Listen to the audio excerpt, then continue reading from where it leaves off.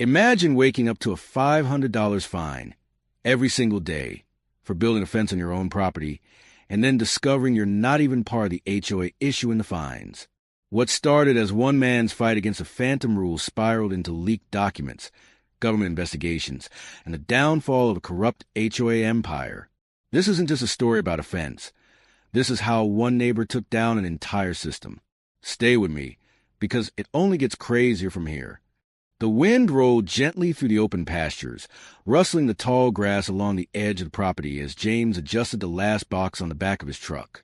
He'd dreamed of this day for years, leaving the noise, the neighbors on every side, and the chaos of city living behind.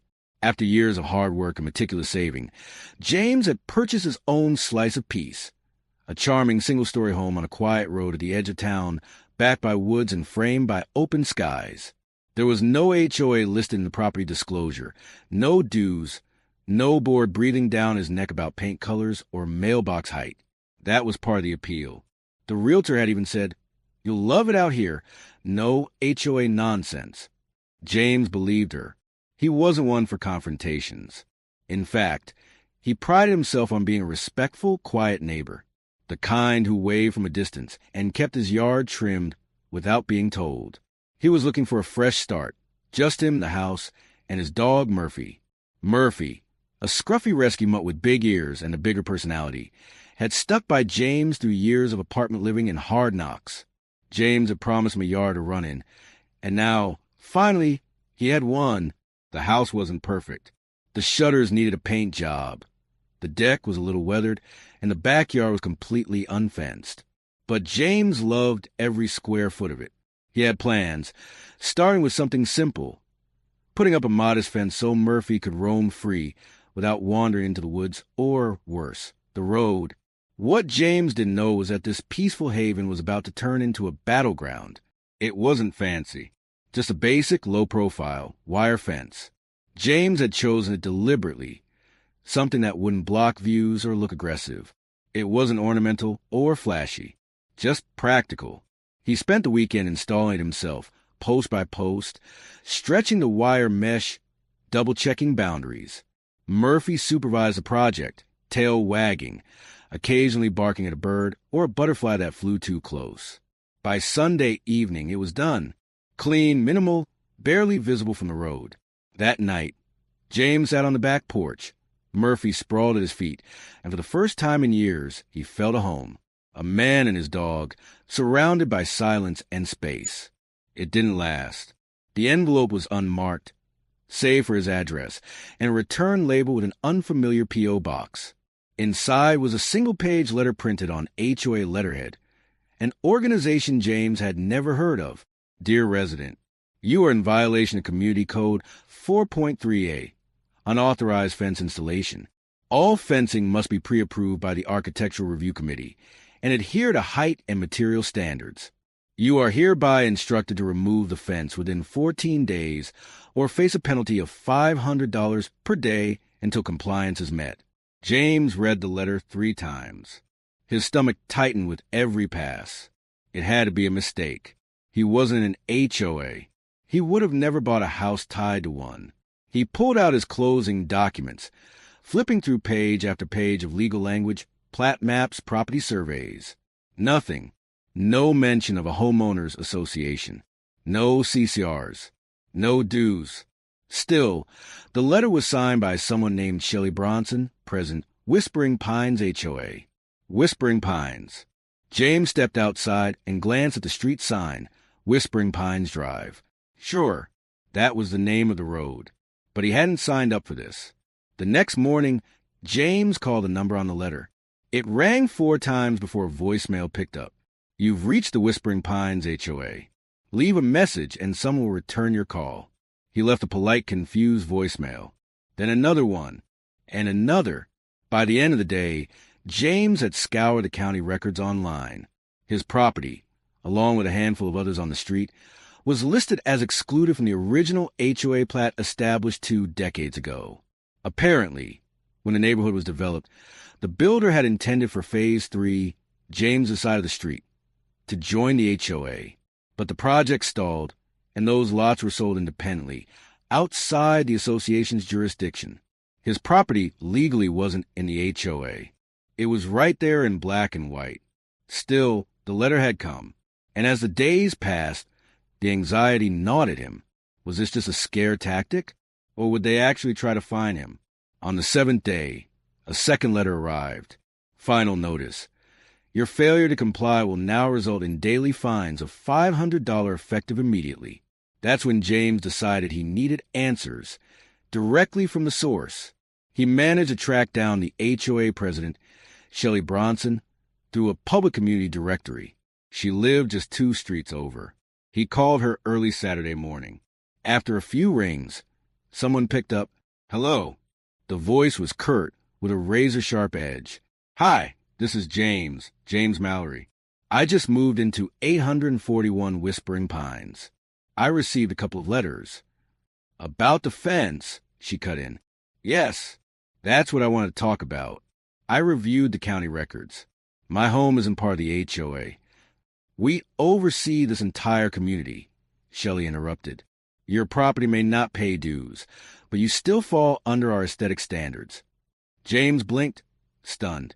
"But legally, I'm not part of your association. I didn't sign any covenants. I confirmed it with my deed." "Well, it's about the spirit of the neighborhood," Shelley snapped. "And we can't have people putting up junkyard-style fences. It lowers property values. It's a wire fence. For my dog, which, by the way," she added sharply, "has already been reported for excessive barking." James felt his temper flare, but he swallowed it down. "I don't want trouble," he said carefully. "But unless you can show me documentation that binds me to your HOA, I'm not removing the fence." Shelley gave a short, humorless laugh. "You'll find out how much trouble we can cause if you don't." Click. The line went dead. James stared at the phone, a chill creeping up his spine. That conversation had crossed a line. It wasn't just about aesthetics anymore. It was a threat, and something told him it was only the beginning. James didn't sleep much that night. Every time he shut his eyes, he imagined bills piling up. $500 for today, $500 for tomorrow, $500 the day after that. It was absurd. Criminal, even, but the worst part? It was working. The fear, the uncertainty. Shelley had planted it deep, like a splinter beneath the skin. He paced the kitchen floor at sunrise, Murphy trailing him with sleepy eyes. Outside, the fence stood exactly as he built it. Still, harmless. The kind of fence no one would notice if they weren't looking for a fight. And yet, that fight had come to his doorstep. By Monday morning, the mailbox offered no reprieve. Another envelope. Inside, a printed reminder from the HOA. "This is your official notice that you are now accruing a $500 daily fine. This will be backdated to the initial warning.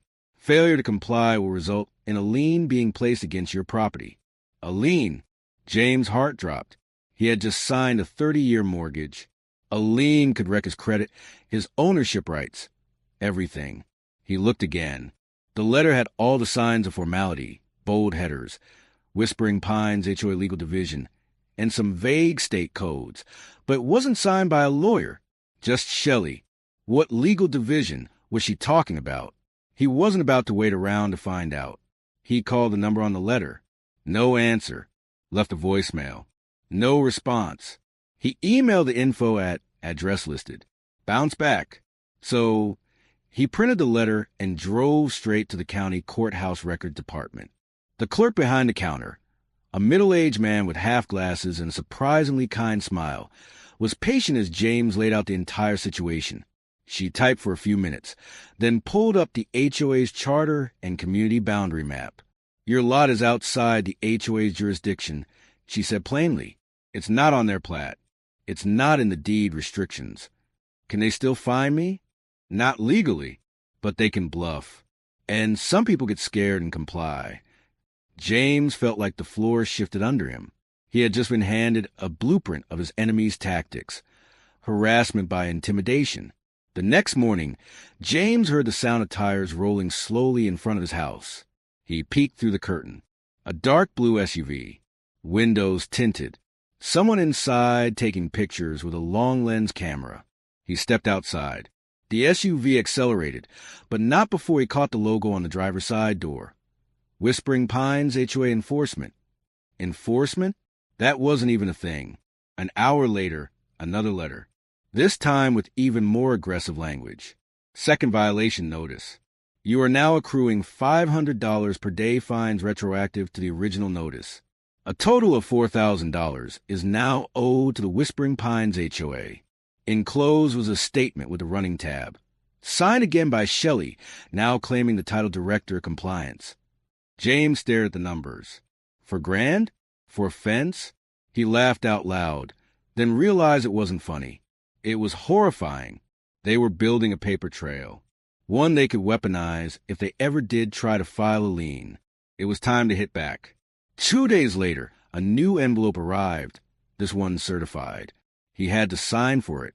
The return address? Bronson, Baker & Associates, LLP, a real law firm. The letter inside was written on formal letterhead, filled with threatening legalese. Our client, the Whispering Pines HOA, has attempted to resolve this matter informally. Your continued noncompliance now requires formal intervention. If the unauthorized fence is not removed within 7 calendar days, our office will pursue civil penalties, collection actions, and other remedies allowed by law, including placing a lien on the property located at 841 Whispering Pines Drive. James's hands trembled as he set the letter down. This was real.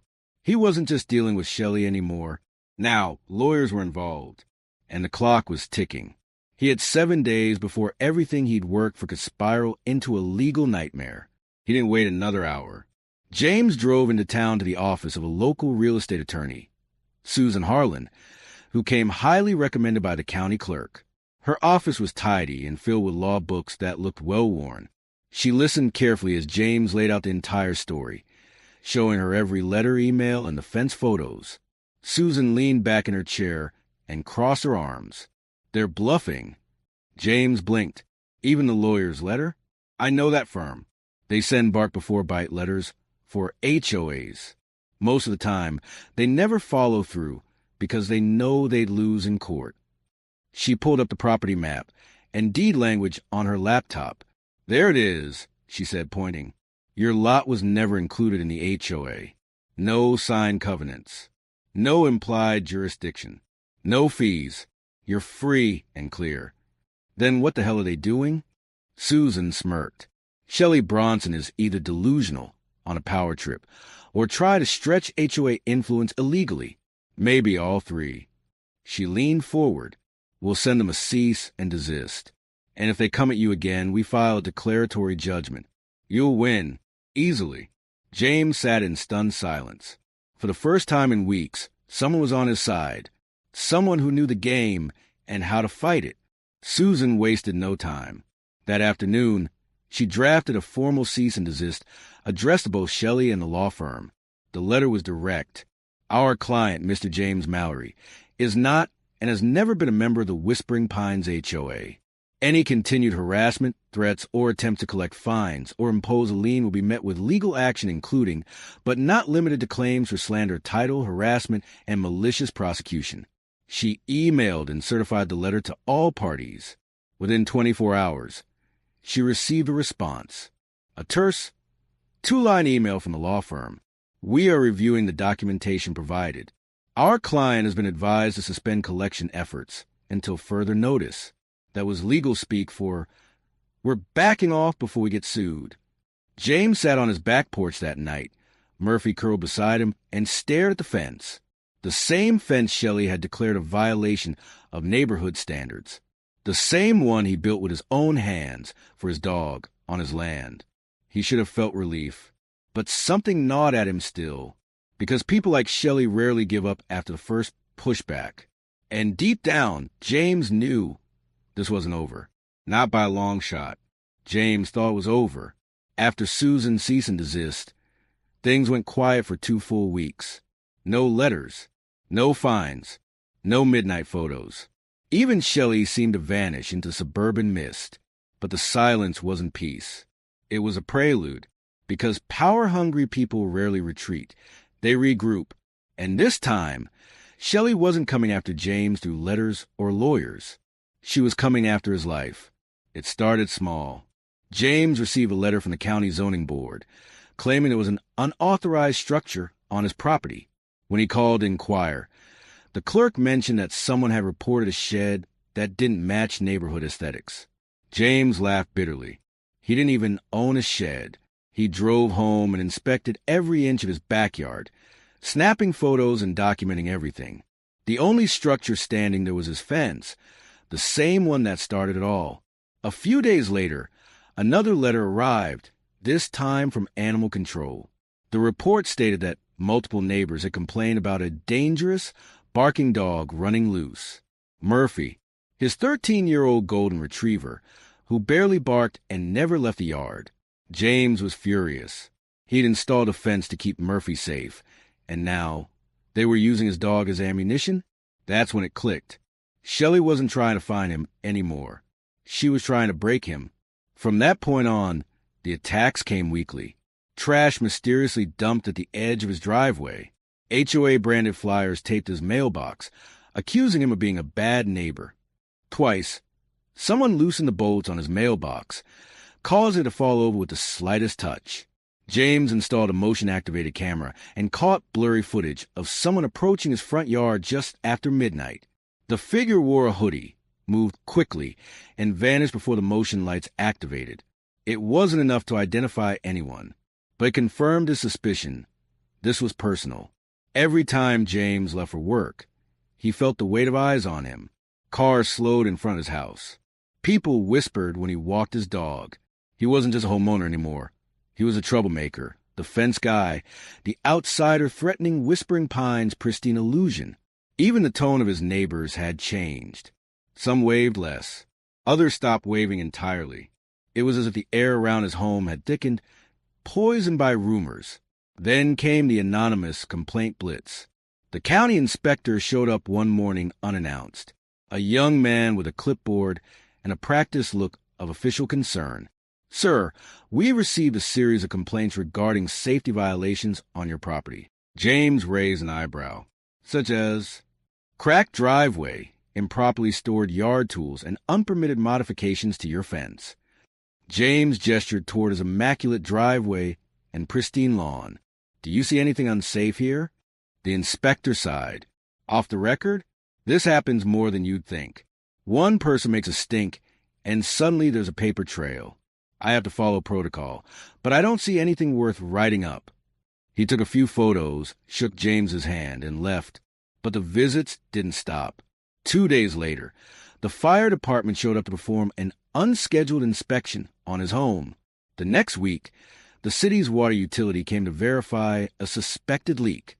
Then code enforcement arrived to check for an unlicensed business being run out of the garage.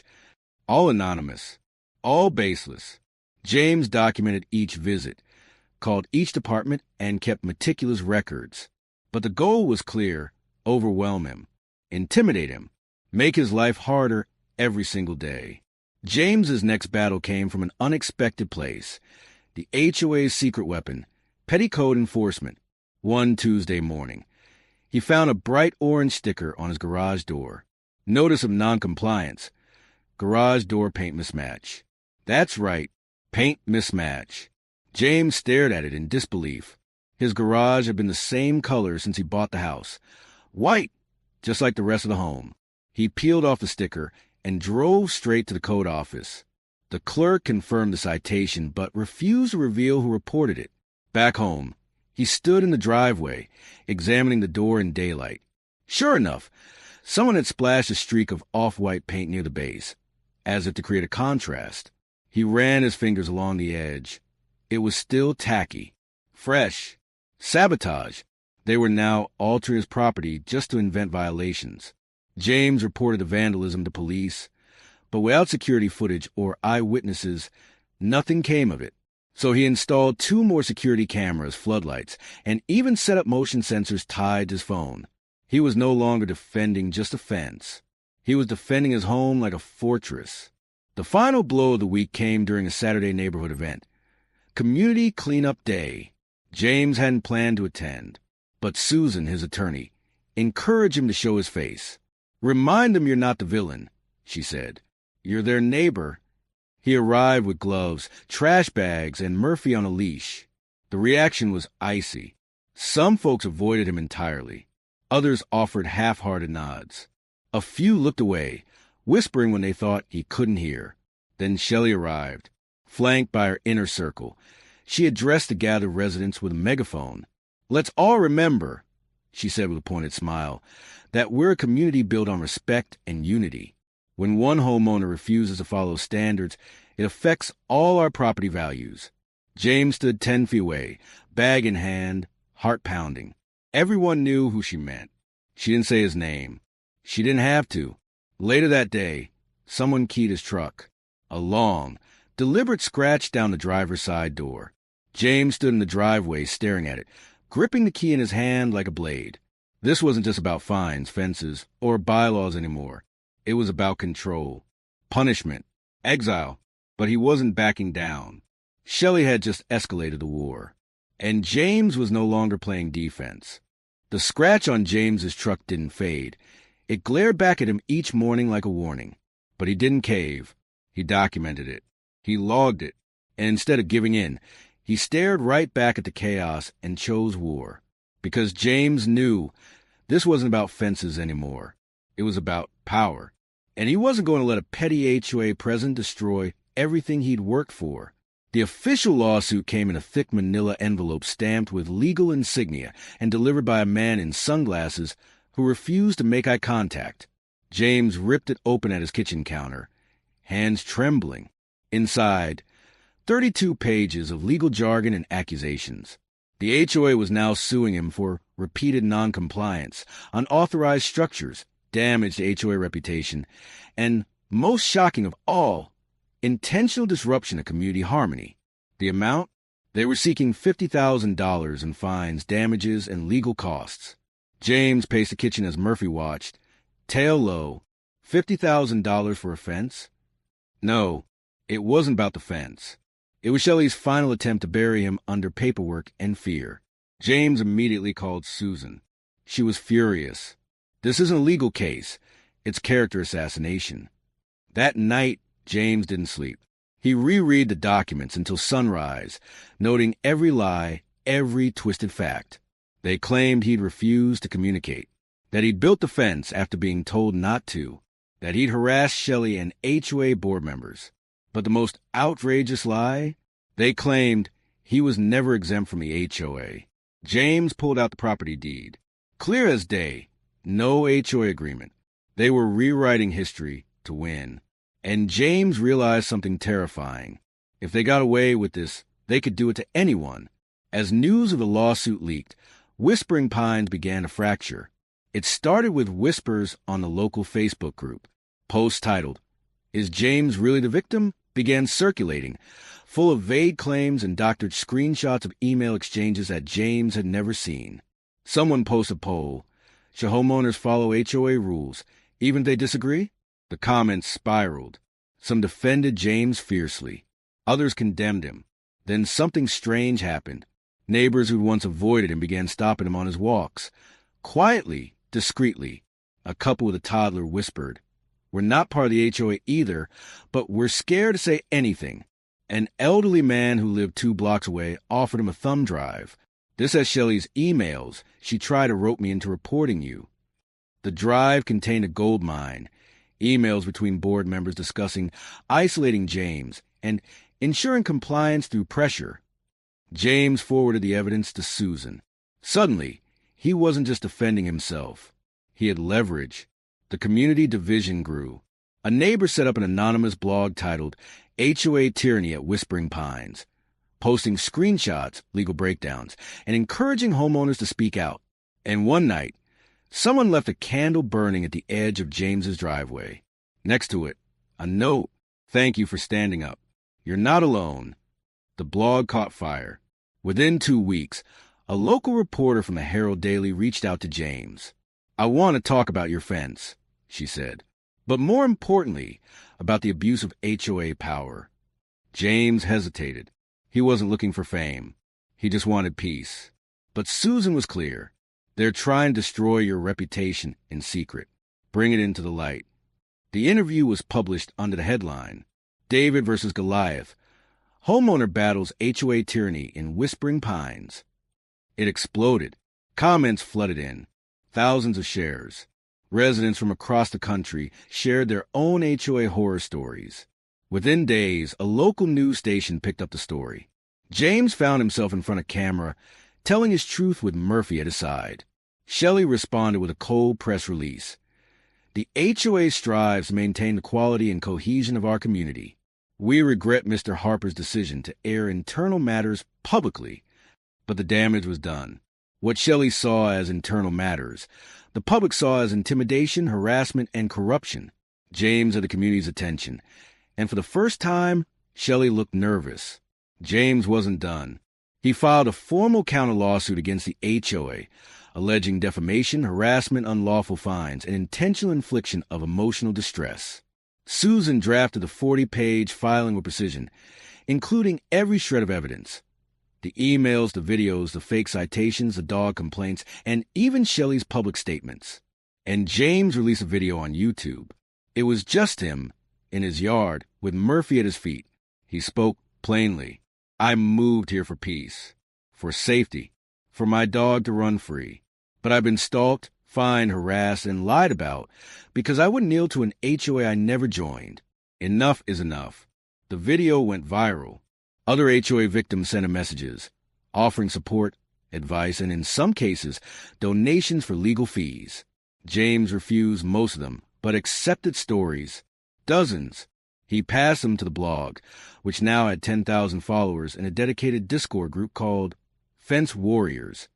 Shelley tried damage control, even offering to settle privately. James declined. He wasn't hiding anymore. He was leading a movement. The court date arrived on a crisp Monday morning. James stood outside the courthouse in a navy suit, flanked by Susan and a small crowd of supporters, neighbors, reporters, and even a few strangers who recognized him from the video. Inside, Shelley sat with two attorneys, arms crossed, eyes cold. The judge was direct. Let's get to the heart of the matter. Does this man owe anything to the HOA? And did the HOA act within its authority? Susan presented the deed, the exemption clause, the emails, the anonymous complaints, the timeline. She didn't dramatize. She surgically dismantled the HOA's entire case. When Shelley took the stand, Susan's cross-examination was brutal. Did you instruct board members to report Mr. Harper for fabricated violations? No. Then how do you explain this email, time-stamped, where you refer to him as a problem that needs isolating? Silence. Shelley shifted in her seat. The judge leaned forward. Miss Bradford, did you knowingly pursue legal action against a homeowner you knew was not bound by your HOA? Her voice was small. I believed it was for the good of the community.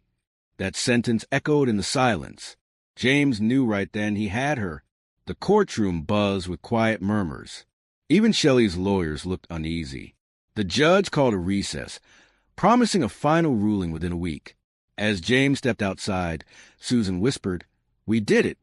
But James wasn't smiling yet, because in Whispering Pines, victory came slow, and Shelley still had cards left to play. 7 days later, the courthouse was packed. James arrived early, quiet, composed, but inside he was burning with nerves. Murphy stayed with a friend. Susan straightened her papers. The media was already lined up outside with cameras ready to roll. The judge entered, calm and unreadable. Everyone rose. Then silence. His voice rang out like a gavel in the dead of night. After thorough examination, this court finds that Mr. James Harper is not a legal member of the Whispering Pines HOA. All fines, claims, and enforcements levied against him are void and unenforceable. A murmur rippled through the courtroom. James's heart thudded, but the judge wasn't done. Furthermore, based on the evidence of targeted harassment, falsified enforcement, and misuse of HOA authority, this court refers the Whispering Pines HOA board to the County Oversight Commission for further investigation. Shelley didn't look up. Susan whispered, "That's not just a win. That's a reckoning." Reporters scrambled. Phones flashed. James exhaled for the first time in weeks. It wasn't just about the fence anymore. That verdict was a battering ram against unchecked HOA power. As he left the courtroom, a man stopped him at the door. Middle-aged, sharp eyes. Name's Victor Kane. I'm an HOA board president in Jefferson Hills. What you just did, that'll ripple across every HOA in this state. James looked him in the eye. Good. The fallout was immediate. Within 48 hours, Shelley issued a statement on the Whispering Pines website. It was long, bureaucratic, and bloated with legal jargon. But the key message was this. The HOA regrets the recent court ruling and assures residents that steps will be taken to reevaluate board processes moving forward. The community wasn't buying it. The neighborhood forum exploded with backlash. Dozens of posts titled things like, "Time for Shelley to resign," and "What else is she hiding?" filled the feed. James stayed quiet, for now. Shelley, however, wasn't done. She began knocking on doors personally, especially the homes of elderly residents. James got a call from his neighbor, Doris. "She came to my house today, James. Said you were trying to dismantle the neighborhood structure. Tried to scare me into signing a petition." James felt a mix of fury and pity. Shelley was panicking. Susan called him the next day with an update. She's trying to pivot the board into damage control mode, offering vague reforms, suggesting mediation sessions. But the Oversight Commission already has their hands on the emails. She's buying time. James knew exactly what Shelley was doing. She was trying to rewrite the narrative again, this time casting herself as the misunderstood leader who only wanted harmony. But the neighborhood wasn't in the mood for fairy tales. 3 days after Shelley's failed apology tour, James received a hand-delivered envelope. It was gold-trimmed, thick, formal. Inside was a letter from a private legal firm representing the HOA board. Not Shelley this time. The board itself. They were offering him a buyout. The Whispering Pines HOA is prepared to offer you $175,000 in exchange for a signed agreement that you will vacate your property within 60 days, drop all legal actions moving forward, and abstain from media appearances related to this case. James stared at the paper in disbelief. They wanted him gone. Silence. Erase. The offer was dressed up as a peaceful solution, but it reeked of desperation. It was their attempt to bury the story. And him. He met Susan that evening. She was already flipping through the offer when he walked in. Her brow was furrowed. "This isn't a settlement. It's a bribe." James nodded. "And if I take it, the blog dies. The movement dies. Everything I fought for becomes a check." Susan closed the file slowly. "You could take it. Start fresh somewhere. But if you say no, we double down. We go public. Again." James stared out the window for a long time. Then he looked back. No deal. He made a copy of the offer and sent it, anonymously, to the blog's admin. The next morning, the headline read, "HOA offers buyout to silence homeowner after legal defeat." It went viral in under 6 hours. As the buyout scandal made waves, Whispering Pines changed. Fast, residents who'd previously stayed silent began stepping forward. A group of young couples organized a town hall at the local library. They invited James to speak. He did. He stood before a packed room and told the entire story. From the fence to the threats, the emails, the lawsuit, and the buyout. People listened, and then they started sharing their own stories. An old veteran revealed he'd been fined for having a flagpole. A single mother tearfully explained how she was bullied for her garden beds being too informal. And one man brought printed minutes from 2019 where Shelley had passed a rule change with no vote. It was a reckoning. The community voted to call an emergency meeting to dissolve the current HOA board and replace it with a temporary ethics committee. Shelley tried to stop it, but it was already too late. A petition calling for her removal reached the required signatures in 2 days. James didn't lead it. He didn't have to. The neighborhood had found its voice, and it was no longer afraid. Just as the dust seemed to settle, a final shock hit the community like a thunderclap. An anonymous leak, this time from inside the HOA. A folder of internal documents was sent to the blog and copied to every homeowner via email. Inside were details of secret board expenses, travel reimbursements, restaurant bills, personal Amazon purchases, all signed by Shelley or approved by her. But the real betrayal? Shelley had quietly signed her own home out of HOA jurisdiction months before the lawsuit against James ever started. She wasn't even legally under her own rule. The hypocrisy was nuclear. The news spread faster than wildfire. Shelley went dark. No door visits. No Facebook posts. Her house light stayed off for days. The community's outrage was absolute. The ethics committee moved swiftly, initiating a full audit, freezing board funds, and publicly filing complaint with the state's HOA Regulatory Commission. James sat on his porch that night, watching the flicker of flashlights from neighbors gathering to talk, share, connect. Not fear. Murphy lay at his feet. "You feel that, bud?"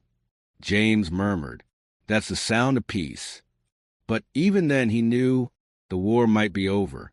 But the story was just beginning. The Oversight Commission moved with a swiftness no one expected.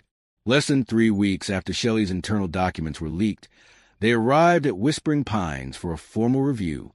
A caravan of government-marked sedans rolled into the neighborhood. Suits stepped out, clipboards in hand, eyes scanning everything like silent hawks. The commission had read every complaint. James's case was a spark, but it was a wildfire of resident testimonies, leaked emails, financial misappropriations, and Shelley's non-HOA property exemption that made this more than just a local scandal. The HOA board was placed under official suspension. All operations were frozen pending audit results. When the commission held its first community meeting, James watched from the back as neighbors packed in like sardines.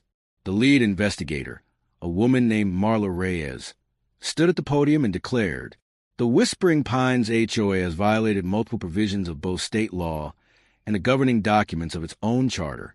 Criminal charges are being considered. Immediate restructure will be recommended." The room burst into applause. Marla didn't sugarcoat it. The HOA's actions were predatory, coercive, and in direct conflict with ethical governance. Shelley did not attend. Neither did most of the board. But the commission's presence signaled what everyone needed to see. This was no longer a neighborhood squabble. It was a reckoning. Word spread fast. Shelley's silence didn't protect her anymore. In fact, it made things worse. Local news outlets ran exposés titled "The Queen of Whispering Pines: Rise and Fall of an HOA Tyrant." One segment showed side-by-side footage, her addressing the community months earlier like a polished diplomat, and now, video of her dodging reporters outside her home, face hidden behind sunglasses, no comment. The audit unearthed $48,700 in unapproved expenses, much it spent on personal items under guise of administrative costs. But the worst blow came from within her own circle. Vice President Gene Hollander flipped. He gave a full deposition, confirming Shelley had knowingly manipulated the CCRs, forged board meeting notes, and ghost-signed consent forms from elderly residents who couldn't remember voting. Shelley was served with legal notice on a cold Thursday morning. James saw it with his own eyes. He was watering his lawn when 2 plainclothes officers walked up to her door and handed over the subpoena. Shelley didn't even open the screen. She just took it, eyes hollow. Later that night, her house went dark. By Monday, a "for sale" sign stood in her yard. The woman who once lorded over the community had become its ghost. The story gained traction far beyond Whispering Pines. State lawmakers took notice. James received a call from Assemblywoman Maritza Doyle. "Mr. Harper, I've read everything. What you did, what you uncovered, it's not isolated. We want your help drafting a reform bill." At first, James was stunned. He wasn't a lawyer, not a politician, just a guy who wanted to build a fence and live in peace. But this wasn't about just him anymore. Within a week, he sat in the state capitol face-to-face with a panel of legal advisors and civic reformers. They didn't want sound bites. They wanted solutions. He outlined every loophole Shelley had abused. Unchecked board power. No third-party audits. No state regulation on non-voluntary HOAs. Maritza nodded through each point. Then she said something that stuck with him forever. "You didn't just defend your property, James.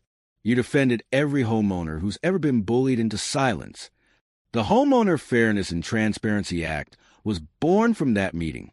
It mandated mandatory annual audits for HOAs, statewide HOA registry with oversight review, a homeowner bill of rights, clearly posted and enforceable. When the bill passed 3